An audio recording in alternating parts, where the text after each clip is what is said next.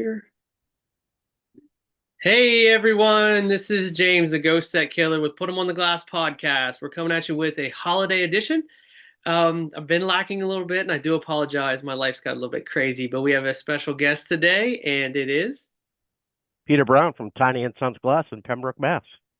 Pembroke, Mass. Yeah, So how fitting for to this week to be Thanksgiving. We're doing this show because we were just talking a little bit. You're from the land of pilgrimage. yeah. I'm like halfway between Boston and Plymouth, and I do a lot of work for the Pilgrim Hall Museum. I'm on the board there, so that's where the Pilgrim started. So, Yeah, I noticed your posts here recently have been focused around that a lot. oh Like yeah, you're yeah. We're in posting the on. we're in the process of doing I'm the chair of the board for the oldest museum, continuous museum in the country, and we just got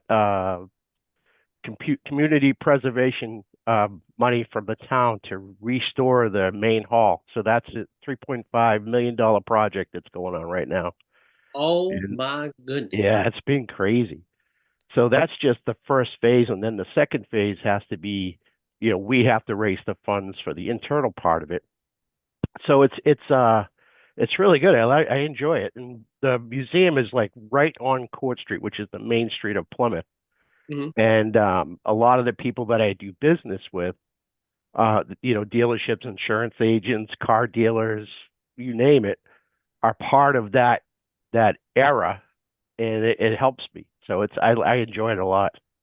So you said it helps you. It helps Tiny and Sons to be Yeah. that involved in your community. Oh, absolutely, Well, absolutely. walk us down that. A new company's getting started. They're not sure whether they need to actually support their local baseball team or get involved in their local museums and everything. But you have just stated that that's very important. Why so? Well, most of your customers that go, that play softball or baseball or go to school or the community itself, those are the people you're trying to draw the consumers from. The best way to start your business, if you're trying to get your name out there, is to get involved. Whether you're involved with the Chamber of Commerce or local Lions or Kiwanis or Rotary, Sunday mornings, my dad used to have a little coffee hour at our local coffee shop. We picked up a lot of business from it, just sitting there shooting the shit. But in the big scheme of things, is that the customer, your customer is embedded in your community, and they want to see somebody that does things in their community. If they want to share do business with them and know that they're going to be there tomorrow, they're more apt to use somebody that does business in the town that supports their kids and supports their school, supports their churches, supports their infrastructure. They're more apt to get the business than that big box store that's sitting next door. So Well, that's the way I look at it. the big box store has those national ads, and when you Yeah, call it, when the insurance company, when they get on with that TPA and they say, well, we can't validate this local company's national warranty, which we have anywhere you go in the country. right. So Right. what influence So do you have in so that rate? so it's just a sales tactic for them. And it's understandable because the insurance company has given them the process so they'll save money. It's a business practice. But the talk of the warranty, we all have our own warranties. Hmm. We all have our we're for us to do business in a right way, you have to have some sort of, you know, criteria and way so that if something happens, you fix it. Yeah. The best thing about the Auto Glass Safety Council is that I'm a local business. I have, one shop and I got a satellite shop in Plymouth. But if something happens to a customer of mine and he goes to New York or he goes to New Jersey or if he goes to Connecticut, he goes to New Hampshire, I can reach out to one of the Auto Glass Safety Council members and say, hey, I got a customer that has a problem. Can you take care of it for me? And I'm able to control that warranty. As far as the big box stores, yes, they do have a national warranty, but you have your own. The insurance company already knows you have your own. It's just a sales tactic for them to say you're not in the system. The biggest thing the businesses have to understand is that, especially independents like us, the customer has the right to choose no matter where he is. So the Hmm. customer has to be walked through the process so that they understand what to say to that third party administrator so that they can get the work. And it's constant. It's a constant curve. It's a constant learning curve. But you got to look at it this way: is that whoever that store is going to be, whether it's a big store or a small store, somebody's always going to try to steer that business to that store. You have to differentiate yourself from that store to yourself. And what you have to do is you have to make sure that the customer understands you have the same warranty, you have the same training, you have the same criteria, you use the same tools, but you do better service because you're embedded in the town and you're embedded in the Mm. community. And that's how you have to sell yourself. Well, something you said there is, you and I both are part of the Auto Glass Safety Council. Correct. And we both hold, now that I've been voted in the vice chair, kind of like that Yeah. that that kind of Yeah. I guess, not a prestige in that industry, but we have a bias Right. because we believe in that system. Right. And, I'm sure you field this question all the time. Deb fields it, Jacques fields it, I field it, is why get involved with the Auto Glass Safety Council? What does it bring to me? And a lot of times, you know, what we push is like all certification, Mm-hmm. support. But what you said there with the support of other Auto Glass Safety Council shops, you could reach out and actually they could take care of a warranty for you. Now Correct. they'll probably charge you or something like that, but that's a lot easier than the customer coming back all the way wherever they're at and not being serviced. Mm-hmm. Um, let's hit on that fact a little bit. That actual networking that is brought to you by the Auto Glass Safety Council.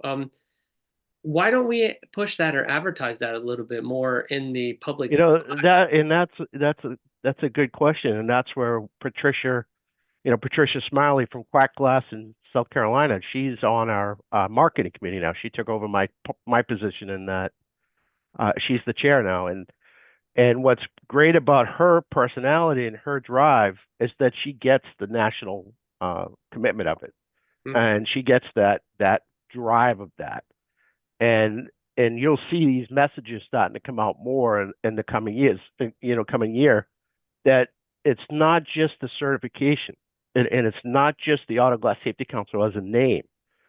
It's a group of people that have a like mind, that have the same competition that we have to deal with. We have to deal with that bigger entity, mm-hmm, so that way there we can compete in a level playing field, and it gives us a leg up because now we're kind of on the national level, and she can reach out to me for somebody like my in my area is a perfect example. We have the snowbird area. yes, So, half the year people living here during summer, half the year going down to South Carolina or Florida or mm-hmm, wherever. And I can reach out to Patricia if I have a customer that needs to be taken care of, and she can take care of it just the same way I could take care of it. Similar to New Hampshire, Granite State Glass. They have customers that live down in the Cape area or in Marshfield area, which is the next town over for me. I can take care of them for him. So it's that connection through the association that we have, and it's very cost effective, that we mm-hmm, can create a network that we can work with so that we can service our customers better. Second, those those national stores are advertising their own internal training, their own certifications, their own audits, whatever. So they check their shops. We have the same thing. mm-hmm. We can tell the customer that we have the exact same criteria that they have. We can do the service exactly the way they want it. The one thing that differentiates us from them is that there's somebody in the shop that can be there when there's a problem and have that conversation. When you get into the bigger pie, you're talking to somebody out in 5 states over. If you have a problem, Yes, good and there's point. and there's no, and I feel bad for some of these, technicians, because they're dealing with somebody that doesn't know weather. They're dealing Mm-hmm, with somebody that doesn't know, Barker Street. You know what I mean? mm-hmm. So, so we have that advantage. I like the I like the fact that we're getting more and more exposure to the audits, so they're becoming less and less scary. We kind of talked about that at the last standards meeting. Yeah, Jeff is doing a wonderful job. he is. He's He done a is. few of my friends' shops, and it's been wonderful to see the positive outlook. And I think I don't know that an audit would be the reason for a shop not to join. So I don't see it as a selling factor either, the way that Mhm. the national network is. Yeah, But it is something that a shop can hang their hat of pride on if they have, even if they didn't pass the audit the first time, they I can come I back. I I failed it twice, Yeah, and see, I'm on the committee. And it's yeah, like, yeah, and it wasn't anything. It was a piece of criteria, training material that was outdated. hmm And when we found out that it was outdated, I went to my urethane manufacturer. I says, "Oh yeah, we've updated that form, but it hasn't been printed yet." You know what I mean? So, yeah, so, so I had to wait 2 months for it to be printed so that they can come back. And no, they didn't even have to come in physically to the shop. I just have to hmm had to prove that my training materials were up to date, and hmm I passed. But the best thing about the audit is you can train your heart out, but you need somebody with the outside eyes to make sure you're doing it correctly. And hmm it's not hard. It's not we're not testing your skill level, we're not testing your your mentality or anything like that. What it is we just want to make sure that you understand the process of the safety council of the standard itself and the basic premise of the installation. Keeping records, following the criteria of your urethane manufacturer, making sure you're doing your pre and post scans, you're doing your repairs correctly, where you're supposed to do the repairs, and then how your CSRs are dealing with your customers. And it's good to have somebody come in from the outside to look at it because you're seeing it every day. You hmm don't see that what the customer sees to you because that might be just a one-time look. And that auditor is a one-time look. So now you have somebody coming in basically as a customer to see what the process looks like. And they're critiquing you not in a mean way, but in a professional way so that you can understand the process and how to fix it. And then they show you what to do and they fix it. And then you pass. Yeah, and then as you were talking about that network that Patricia's trying to like bring to the public eye, if I'm a shop owner and then I have a customer that is either moved to a new area or, you know, God forbid I have a problem like a leak or something that needs taken care of, a shop that's passed an audit would be the one that I would like to call first. Oh, absolutely. Because it's like, Absolutely. okay, I know that they're, have validation that they're doing the job correctly on a regular basis. Yeah. So that's And also a it, selling point. yeah, and what's awesome about it is that customer that you're fixing that's, could be in South Carolina or something, Yeah. and just the process of you caring about it and finding somebody to fix it because they still have relatives that are living next door to you. You know what I Yes. mean? So Yes. you got to that's what you got to look at it. And it's not even like if the windshield broke on the way down and they needed to get it repaired before it came back, hmm that's a job that's good for her, which is perfect. Yeah. And then you could do whatever with it, whatever it is you got it taken care of, and the customer can realize that he could call you at any time about any problem and get it fixed, no matter where he is. Yeah. And what's the best part of the Auto Glass Safety Council is now that you saw Jeff was in Mexico, Yep. and then we have people that are coming over from Europe. So hmm now we have connections over there Yeah. and connections down south. So it's hmm and connections in Canada. So Yeah. I seen the UK yeah, article that just came out. Let's not yeah, we're make light going of up. it. Yeah, we're going up. Yeah, No, no, no, no, no, no. I'm yeah, fine with going off. I want to draw attention to the job that Abby is doing at the Autoglass magazine. yeah, Oh my goodness, yeah, is she yeah, doing a great job? yeah, And honestly, whatever they're paying her, they should double it because she's doing yeah, such a great job for our industry and bringing, actual articles that we want to read. yeah, So kudos, Abby. It is awesome what you're doing. I read that with the UK because Maria was over here and we were yeah. talking about it a little bit on when she was on my show. Mhm. And then what I loved about the expo in Mexico, and not only did a few of my friends do some of the demos and things like that, but the actual installation demonstration, I watched the pretty much the whole thing, the clips of the whole thing, and it was done correctly. Yeah, It was done correctly. He cleaned before he trimmed. He made sure he dry set. Everything was like textbook. And those are the things that we need brought to the public's eye, not the guy that's standing the wipers up and shoving it down, doing the wiper salute. I yeah, like the fact that the Expo in Mexico, first of all, we were involved in it with the Auto Glass Safety Council. That was amazing. but also the level of educational materials that they brought to that expo was Yeah. it was head and shoulders above what I was expecting when I seen that it was going on. Like Yeah, it really was. what was interesting too was when Jeff was pre-planning that is the information that he was getting from them and how educated they already were. Hmm. And they were picking up on from us, and it wasn't just the AutoCloud Safety Council. It's that, you have the guy in the back, and you're one of your technicians, your main technician is the Google guy, and Hmm. he's Googling all the, and you see some of the technicians that doing podcasts or doing, visuals of yourself, and they know what they're doing. They got it. And you and I, that's the reason why we sat down and talked with you and Mr. McCarthy, and we had this conversation, because those are the people that we need to get into the system to Yes. understand, because people are watching them. Yep. People understand, they understand the process, and we need those voices so that we can grow this and not Hmm. just be, we have to be follow the rules, but it's a follow a heart thing, and so it's what I Yeah. do for a living. It's what I believe in. It's what I love, and this is what we want to do.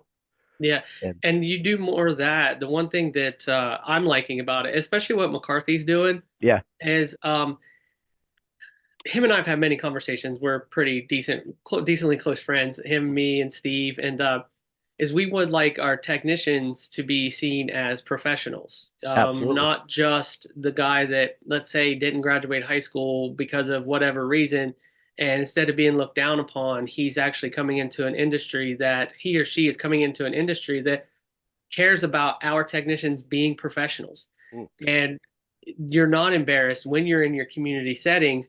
You're not embarrassed to say, because shop owners have it different. They're looked at as business owners in the community. So right. they have that little bit of standing in the community, because even Mm, if they had a little bit of rougher time going, they're actually business owners.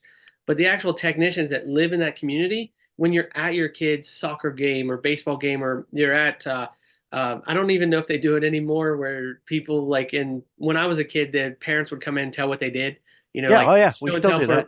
for Yeah. okay, okay. I'm not sure because my kids are all grown. So, but the auto glass technician won't be the guy that stands back and doesn't go in and do one of those for his because career day kind of say, because Yeah. they will be proud of what they do. Right. And so they'll go in, and I know any chance I had got to talk about it growing up with my kids going through school, I did. Right. I went in and it was like, hey, I'm an auto glass technician. This is what I do. I save lives. I make sure that my job's correct. I make sure that I'm fully educated. And I like the fact that more educational information is coming out. So these technicians, if they research into it and they're part of the Auto Glass Safety Council and they have that information at their fingertips, they can invest in themselves to Right. be looked at as in the community of that's my auto glass guy. Right. Like Right. that's my technician. He can diagnose, he can do multiple facets. And McCarthy brings that to the visual.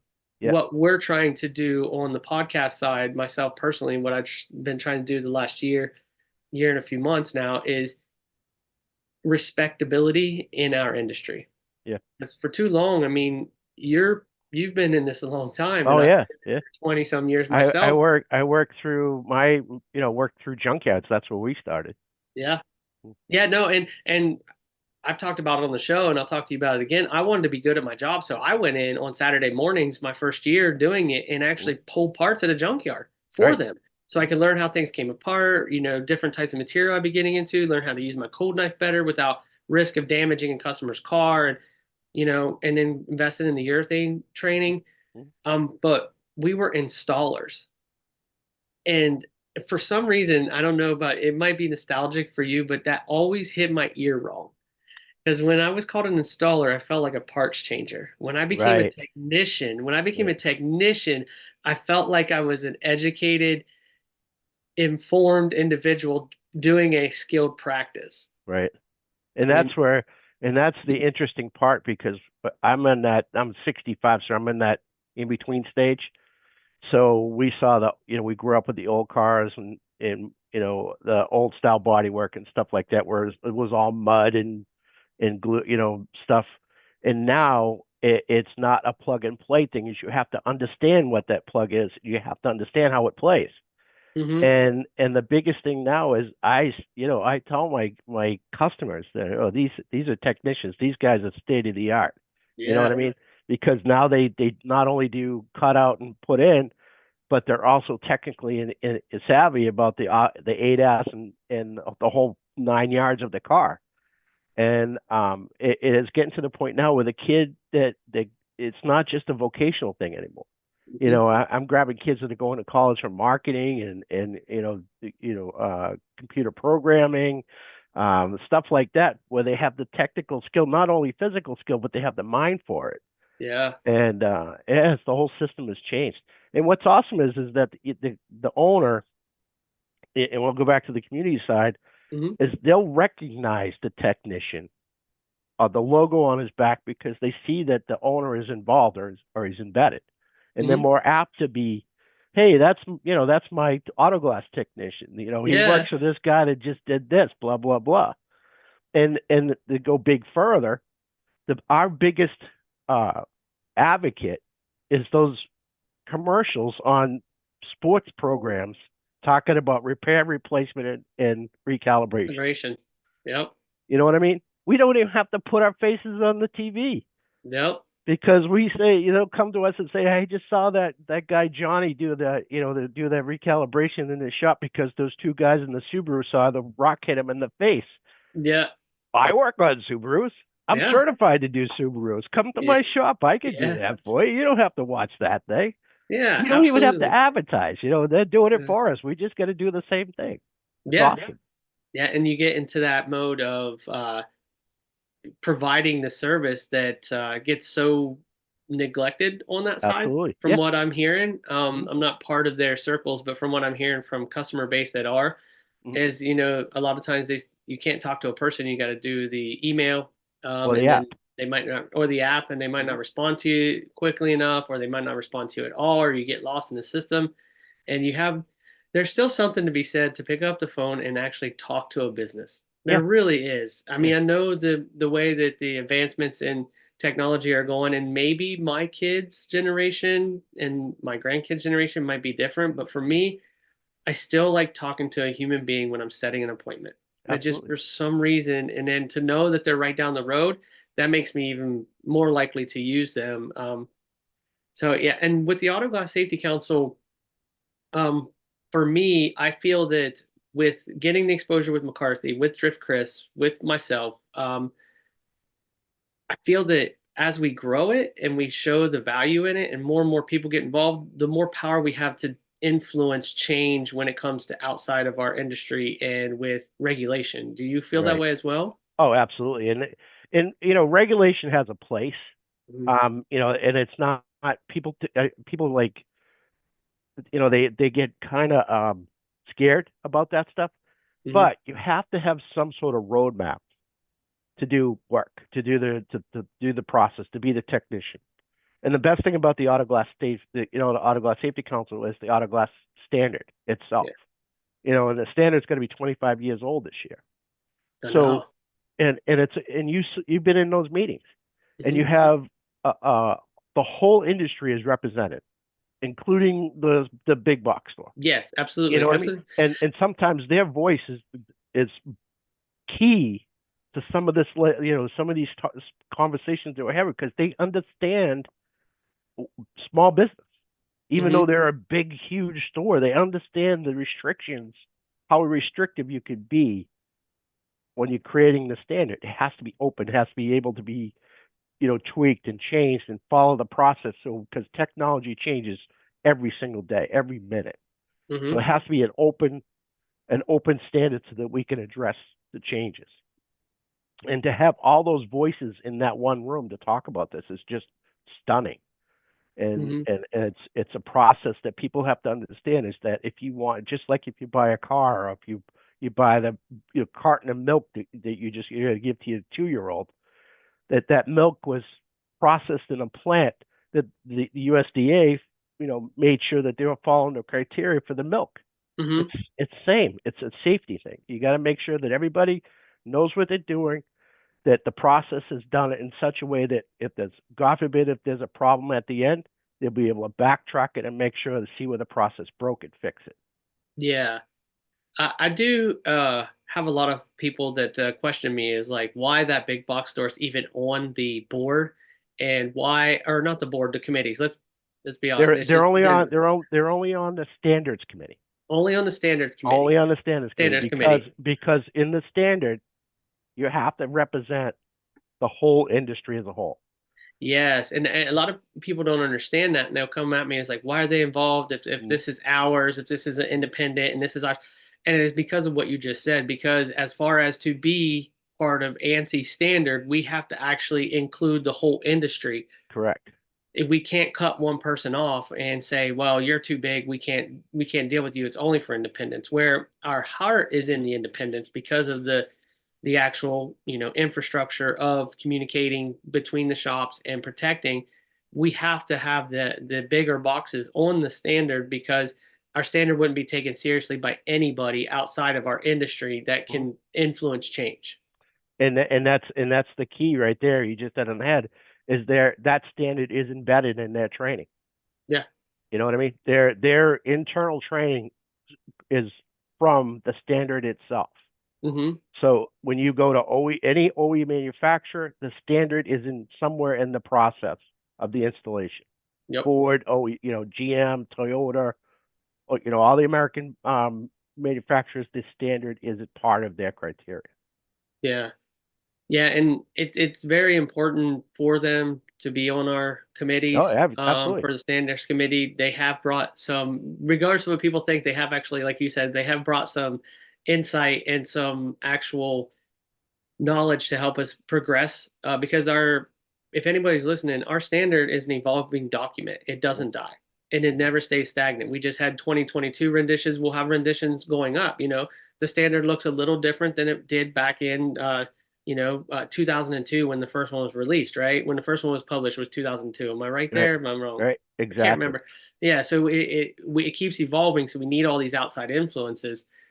Um, the one thing that I did want to ask you, because you're on holiday, so I'm not gonna keep you too long, Peter.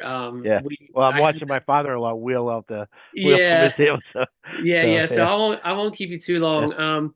But the the uptick in schooling and education that's out there, um, do you feel we're at a spot where we need more of the schooling, or we just need to focus in and promote the schools that we already back?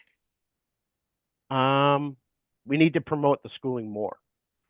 We need to promote the internal training, and then we need to reach out more to the technical schools so that the auto glass side of it is taught.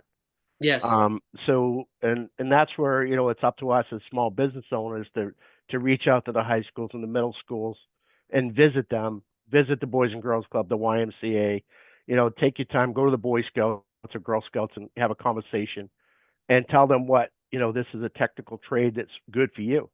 Mm-hmm. And then try to get involved with the technical schools around you and say, hey, if you're teaching auto body or mechanical, the glass should be part of that because everything is embedded with the system, especially when you get into the ADAS and the auto driver assist, the auto braking, the Mm-hmm. surround 360.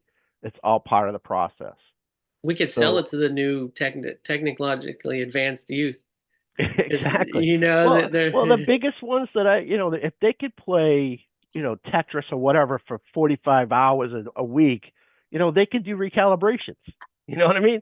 yeah, It's if they could do the process and follow the process step by step by step, they can do autoglass.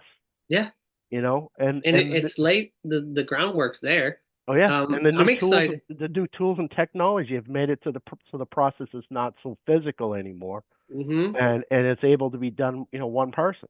So Yeah, yeah, and I like the fact that we're going to be actually setting the first standard in ADAS. We're exactly. working on that right now, and it's That's because right. none of the other industries that are involved in ADAS has even started to try to set a standard or an actual practice for the way it's just tool manufacturers. Well, we're actually trying to set a standard for that industry, Hmm. especially when it pertains to our part of that industry with the auto glass. I like hearing that because I'm big. My new job as national trainer, and I'm big on the whole, training part of it and the schooling part of it. But real quick, let's give a rundown to the listeners. What what positions on the actual Auto Glass Safety Council do you hold? So I'm the vice president of the board. I serve under Jacques on the executive committee. I'm the president of the standards committee, which you just came on board. I appreciate it. Yep. And I don't know. That's it, I guess. Just all around call Peter and I connect people, and hopefully everybody gets stuff done. Yeah. Well, You know, so I, I enjoy this. It's a lot of fun. I enjoyed as well, and I was voted vice chair of the standards Yep, committee, along that's with, right. you're the chair, I'm the vice chair, Hmm. and I also attend a lot of the other committees. I've been on the ADAS, and I've been You're part on of the those discussions. education. You're Yep, also with the education yep, committee. Yep. yep. So I'm trying to do my part as well, but it's not off limits to people to be on No, these committees. no, So and the people, if you're part of the Auto Glass Safety Council and you want to learn, the process, it's volunteer. yeah, It's not heavy lifting. We need the more voices, specifically younger voices and new businesses that have come in. Those voices we need to understand because that's our future of the industry. yes, sir. You know what I mean? And there's a lot of us. I'm 65 now, and I've been through the process, and I'm the first one that'll say if there's a guy, 20 years younger, well, and he can do a better job, take my spot Hmm. because I can't be here 10 years from now. So we have to always look at the future. And that's Yeah, where, you know what I mean? And that's where you and Mike McCarthy and Drift Chris and that, all that you guys, you have voices that we need to listen to create the atmosphere so that 10 years from now, we're still viable. yeah, we're still progressing to keep the customer safe at the end of the day, keep the Absolutely. technicians safe, keep the businesses safe from liability concerns. Mhm. Um, all right, so what do you got going on for dinner? Let's end with that. Let's see, turkey, ham, potato stuffing I just made on Monday, so it's kind of gelling right now. Whole boatload of pies, chocolate chip cookies, and popcorn. Nice, And then nice. we have a Boys and Girls Club turkey trot tomorrow at 6:30 in the morning. Oh, So I'll be directed traffic, and then I get a free pie and hat, and I'll come home and put my feet up and watch the parade. nice. What do you All do? right.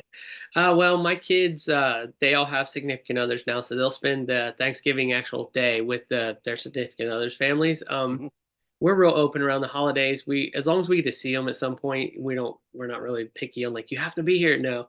Yeah, But Friday, we're gonna have after work, we're gonna have the kids all come in, and we're gonna hang out here, and we'll probably just do video games and pizza. nice. Is probably what we'll do because they've already eaten themselves completely silly at the other places, you So know. my dad, like 30 years ago, he decided one day, after dealing with us the day after Thanksgiving, it was a lost day for him because it took us till like my two brothers and I, we wouldn't even start work until noon because we didn't get out of bed. So my dad says, "All right, that's it. We'll close the day after Thanksgiving." So Yeah, we've always been closed the day after Thanksgiving. We give them an extra day because we bust their chops throughout the year, and this is the way we thank them yeah. for working so hard, and it's the best thing we've ever done. Well, yeah, the whole Thanksgiving, right in the name, you're thanking them for what they've Yeah, done all year exactly. long. Yeah, exactly. Yeah, I hope more businesses take a page out of your playbook there, because once you eat yourself to oblivion, and because we used to go to the in-laws and do the same thing, but now Yeah, it's the kids are older, everybody's got adult children, so it's like we'll just do what we can to make sure that they're happy, and that's usually the day after. So we'll play some video games and eat some pizza, and then there you go. enjoy the weekend and go into Monday ready to go back to work. Well, I'll be ready. All right. Well, Peter, thank you for joining us, and I look forward to having many more conversations with you, especially come February. Absolutely. And Oh, we'll be talking before then. I got some homework for you. Perfect. That's That coming works out for a me. little bit after the holiday, so you'll be getting some stuff. Awesome. I'm looking All forward right. to it. All All right. right. Talk to you Happy later, Peter. Thanksgiving. Thank you. Same to you. All right. Bye. All right. As everybody heard there, that was Peter Brown with the Auto Glass Safety Council. I want to take a minute to congratulate Damon Badnell's son is graduating the part of the Naval Academy. So congratulations to him. Congratulations to Damon and their family from just to see someone that young with that much passion and going into something that he is passionate about. It's very refreshing to see. I know my shows have been slow to come these last few weeks, and I apologize. My new role as a national trainer has been a little bit more labor intensive than what I was anticipating to make sure my shows were coming out as often as they were. I'm going to do my best to try to get up. I definitely want to have this Thanksgiving episode. Then I want to do probably a Christmas one, hit some things in between here and there, and then probably after the Christmas one, I won't release any until after the holiday of New Year's Day. Um, this new position has been very rewarding, and I thank everybody who has worked to help me get this position and maintain this position. It's been very rewarding, and I'm so glad I took the job. Because there was family discussions on whether to take it or not, and I'm so glad that I took it. It's been amazing, and I look forward to continue growing. I can't wait for Autoglass Week in 2025. I'm very excited about everything that's going to happen during that week. In any way I can be involved in it, I'm going to be involved. However they'll have me this year. I really, oh, excuse me, I really appreciate everybody who has listened and helped my show. I've got some ideas that are coming up for the show that the show is going to maybe take a little bit of a different look, a different feel. I still want to do the long form interview, but I may be doing some more visual segments, I guess you would say, is the direction I'm looking to take with it. Like maybe, you know, any ideas, let me know, but make it more podcast friendly and more viewer friendly with the YouTube channels, and also on the Facebook groups. Try to cut it up, maybe produce it a little bit more, but that all depends on my scheduling. Damon and Bradley are super busy, so they haven't been able to be involved as much with the show. But I want to keep the show going. So for me, I'm going to do what sacrifices I need to put out some shows. Maybe not as much as before, but we'll see. We'll see how the flow goes. I want to make sure that I'm doing something to continue to bring entertainment to everyone who listens. Uh, where do I go from here? Um, maybe do a story time kind of thing, about bad installs that I've done or seen, just along those lines to, maybe give some entertainment, some laughs, some smiles, because I do love doing this. It's passion for me. I love bringing something, I guess, worth its weight to our community. Um, into the technicians who are coming into the industry who are just kind of trying to feel their way out. Maybe they can use this, maybe they can't. Uh, I want to thank every single one of my listeners. You're the reason why I'm doing this. I started this show on a whim. Everybody knows that. The first three were kind of rough. Started the third one was good with my daughter. Just the volume, the audio was off. I've been struggling to scrimp up money for because this is a hobby to get better and better equipment. I'm slowly getting there, so the sound should be getting better and better. Program wise, I have the support of you know Bradley and Damon and anybody else who's come on my show as a guest. They've gotten better. The show's just gotten better, and it'll hopefully continue to get better for everybody to listen to. And I hope it's a resource that people will look to if they, are looking to start a business, business coaching. I'm thinking about doing some sort of segment on, technician health. I just I like that kind of thing. And as I'm getting older, it makes more and more sense because can't see. I'm looking pretty white, pretty gray around the beard area. Um, And so I'm definitely not the 20-year-old that's going to go, wrestle a big old car. But that's 20-year-old's wrestling a big old car. If he can get involved in his mental health and physical health a little bit sooner, that'll help, prolong his career, his or her career. Um, that's another thing, man. The technicians that are coming out that came out, the female competitors, and the more and more females I'm seeing in the industry, dude, they are no joke. They are holding it down, and it's amazing to see. And I'm actually very happy to see it.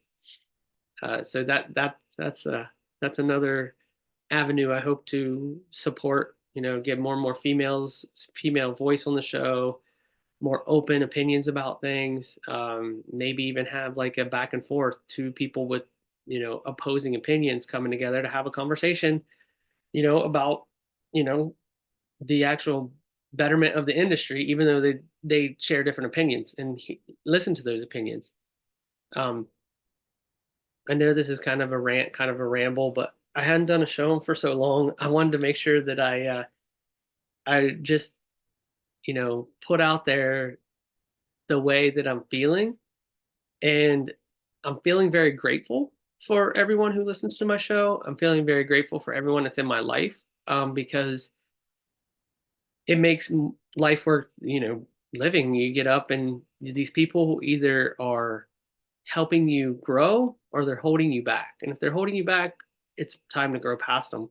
Um, and unfortunately, a lot of people get stuck that they can't grow past something. But, luckily I've been in a situation where I've actually been able to grow past every obstacle to this point that's been put in front of me, thanks to the people that are in my circle, whether near or far.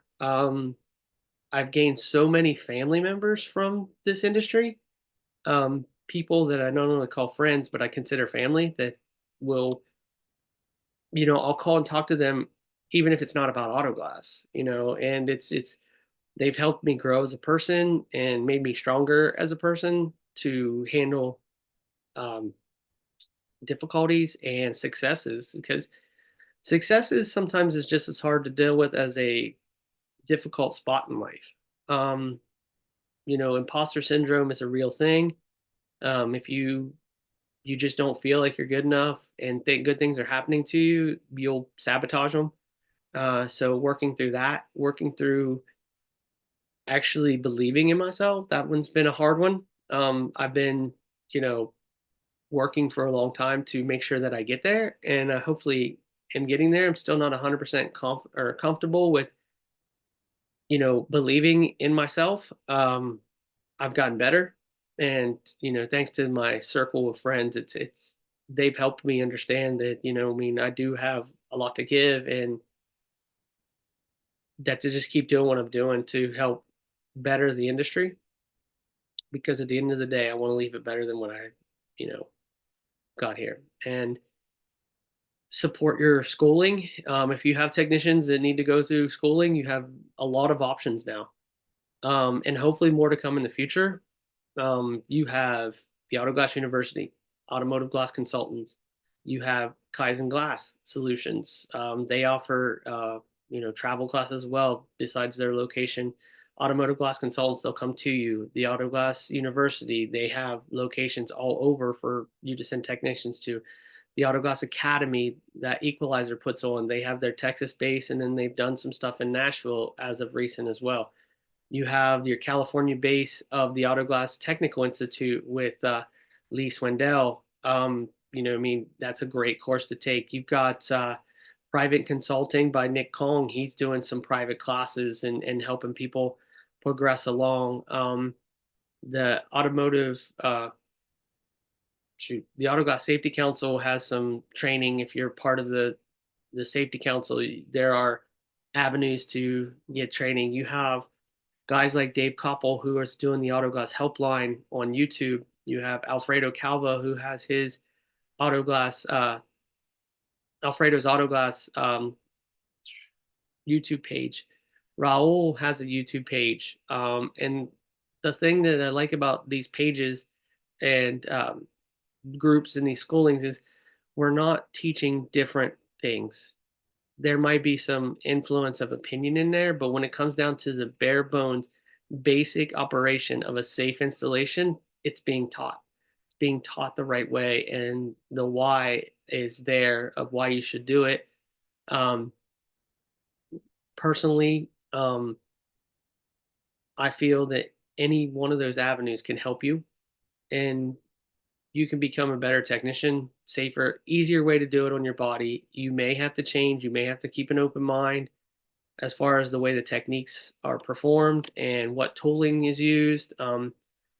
Sometimes in autoglass, we have this ego where we get in our own way of this way's not faster, so we're not going to do it. Or I don't see the benefit of why I can just jump on and manhandle something when I can finesse it with this tool and I can get done quicker. And it's it's about longevity, and the new tooling is there to help with longevity and to make sure that you're doing an install that's safe and that the your consumer that is driving that vehicle is safe.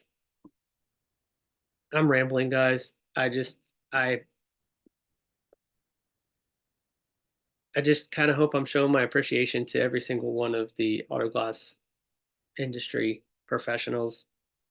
Um, so with that, I've been the Ghost Set Killer, and this has been Put 'em on the Glass podcast. Hopefully, you guys see some more come out as far as differences, and hopefully, we get some more listenership. Other than that, everybody have a beautiful holiday. Enjoy your family at Thanksgiving. That friend you haven't talked to in a couple months, a couple years, a couple days, that person that is your person, just make sure you let them know that you're thankful for them. Reach out, have a telephone conversation, a text message, a hey, I'm thinking about you kind of moment. Um, and just, it's this time of year that you kind of need to let everybody know it's been a rough year. It's been a great year, but I want to let you know that I appreciate you as a person and thank you for being part of my life. Um, and just take care of each other. Because at the end of the day, we all are trying to do the best we can do. And with that, I love you and have a good day.